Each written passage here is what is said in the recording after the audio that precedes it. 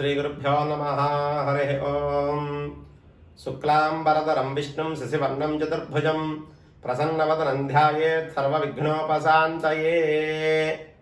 హస్తా నక్షత్రంలో జన్మించిన వారి గుణగణాలు, వారి లక్షణాలు ఏ విధంగా ఉంటాయి, అలాగే వారు ఎటువంటి మనస్తత్వం కలిగి ఉంటారు, వీరు చేసేటువంటి ఉద్యోగంలో కానీ ఎలాంటి వ్యాపారం వీరికి కలిసి వస్తుంది, ఏ రంగంలో అభివృద్ధి చెందుతారు, వీరి కుటుంబంలో కానీ బంధుత్వంలో కానీ సమాజంలో కానీ ఎటువంటి గౌరవ మర్యాదలు పొందుతారు, వీరి జీవితం మొత్తంలో ఎలాంటి కష్ట సుఖాలు అనుభవిస్తారు అనేటువంటిది ఈ వీడియోలో తెలుసుకుందాం.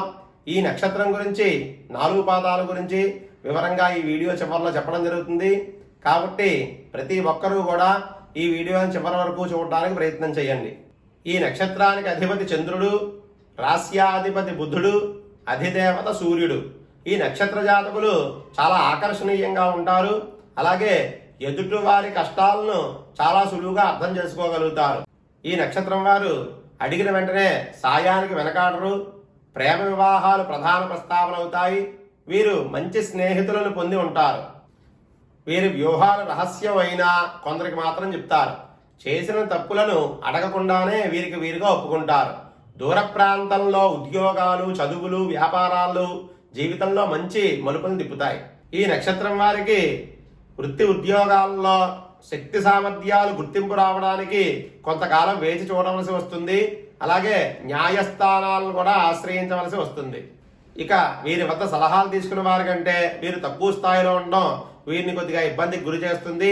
అలాగే వైవాహిక జీవితంలో సర్దుకుపోవడం వల్ల వివాహ జీవితం సజావుగా సాగుతుంది.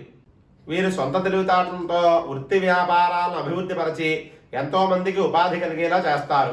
అదేవిధంగా వీరు సహోదరి వర్గం వారి మీద మంచి అభిమానం కలిగి ఉంటారు.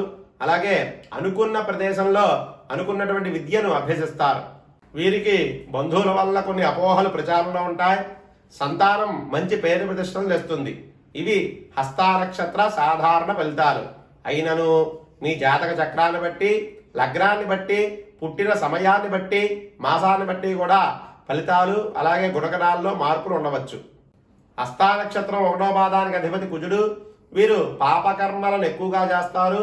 చాలా బలవంతులు, కష్టాలను ఎక్కువగా అనుభవిస్తారు. హస్తా నక్షత్రం 2వ పాదానికి అధిపతి శుక్రుడు.